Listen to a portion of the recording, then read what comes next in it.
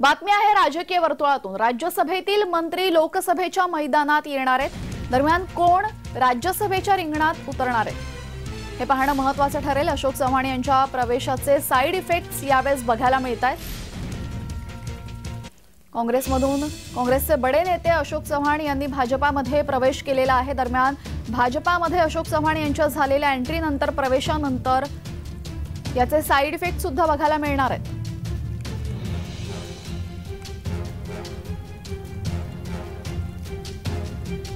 राज्यसभेतील मंत्री लोकसभेच्या मैदानात। दरम्यान राज्यसभेवर कोण आणि लोकसभेवर कोण हे येणारा काळच ठरवेल।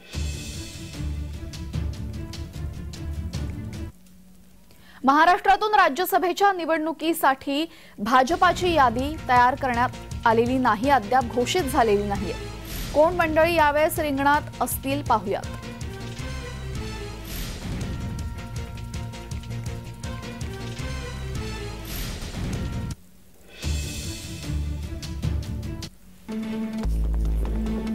महाराष्ट्रातील ओबीसी नेतृत्व माजी मंत्री गोपीनाथ मुंडे यांची कन्या पंकजा मुंडे या भाजपाकडून राज्यसभेवर जाण्याची शक्यता।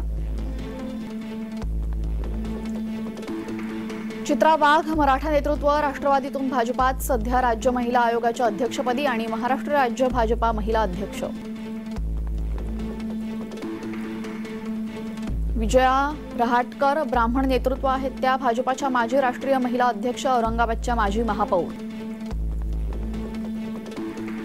विनोद तावडे कोकणी मराठा नेतृत्व माजी मंत्री, सध्या भाजपाचे राष्ट्रीय सरचिटणीस, विद्यार्थी चळवळीतून राजकीय सक्रियता। नारायण राणे कोकणी मराठा नेतृत्व, विद्यमान केंद्रीय मंत्री, शिवसेना काँग्रेस स्वाभिमान ते भाजपा असा राजकीय प्रवास। हर्षवर्धन पाटील पश्चिम महाराष्ट्रातील मराठा चेहरा, प्रबळ शरद पवार विरोधक, काँग्रेसमधून भाजपात प्रवेश, 20 पेक्षा अधिक वर्ष राज्यात मंत्रिपदी। माधव भांडारी व्यासंगी ब्राह्मण चेहरा, सध्या भाजपाचे उपाध्यक्ष, याआधी पक्षाचे पूर्णवेळ प्रचारक, देवगडचे सभापती आणि पक्षाचे मुख्य प्रवक्ता। अमरीश पटेल गुजराती व्यावसायिक आणि राजकारणी, धनसंपन्न शिक्षण सम्राट, काँग्रेसमधून भाजपात आलेले, तर उत्तर महाराष्ट्रातलं प्रस्थ। संजय उपाध्याय भाजपाचा हाडाचा कार्यकर्ता, 4 पक्षाध्यक्षांसोबत कामाचा अनुभव, मुंबई भाजपा युवा मोर्चा माजी अध्यक्ष, सध्या मुंबई भाजपात संघटनात्मक जबाबदारीवर।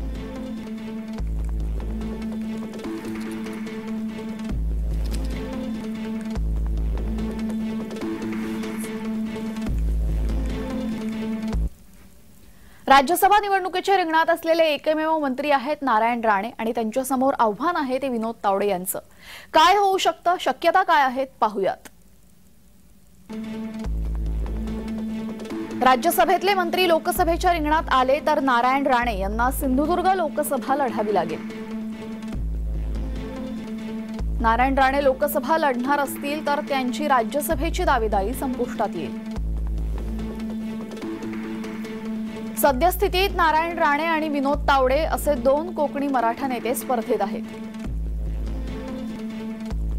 नारायण राणेंशी स्पर्धा संपल्याने कोकणी मराठा असलेल्या तावडेंचा मार्ग मोकळा होईल।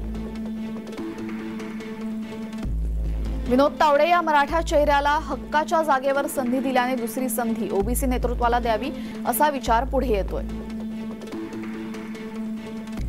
तावडेंसोबत पंकजा मुंडे यांना ओबीसी चेहरा या नात्याने राज्यसभेत पाठवलं जाऊ शकतं।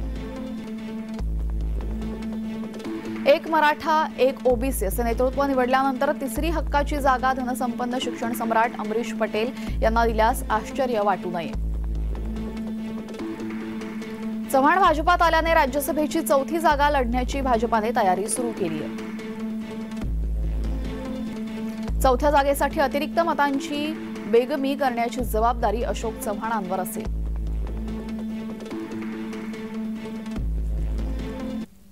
तर अशा स्थितीत भाजपा राज्यसभा निवडणुकीसाठी काय चेहरे देऊ शकते ते आपण पाहूयात।